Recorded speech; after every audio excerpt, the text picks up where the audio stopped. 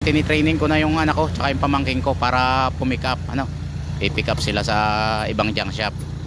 So anak ha, kailangan wala kayong gasgas ha pagbalik.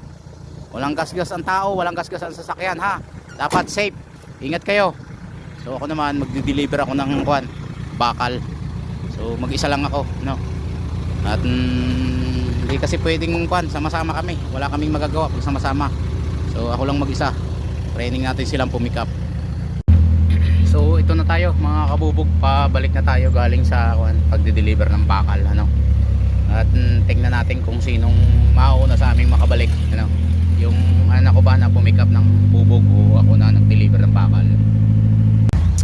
At yun na nga mga kabubog, nauna tayong dumating dito sa bodega galing sa pagde-deliver at parang kasunod na nga natin sila.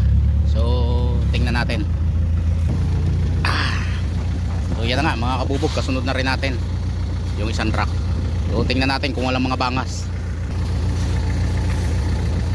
Yan. So kamusta kayo? Kamusta? Wala kayong bangas? Oh, ang sasakyan walang gasgas. Ayos tagumpay. Sige, dahil dyan may merienda kayo.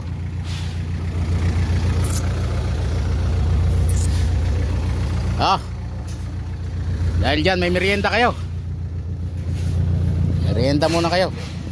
So tagumpay tayo. Okay, that's good. Ilang tinulada yan? Ayos. Lamang talaga mga kabubog pagka mas marami, mas maraming nagagawa. Kung ako pa ang magde-deliver ay ngayon pa lang ako aalis. Kung ako pa lang pipick up, ngayon pa lang ako aalis, ngayon pa lang ako hahakot. So ginawa namin, naghiwalay kami. So silang pinapick up ko, ako nag-deliver. Ayun. So maganda talaga. Iba talaga ang ang nagagawa ng leverage mga kabubog. So yun lang muna sa ngayon.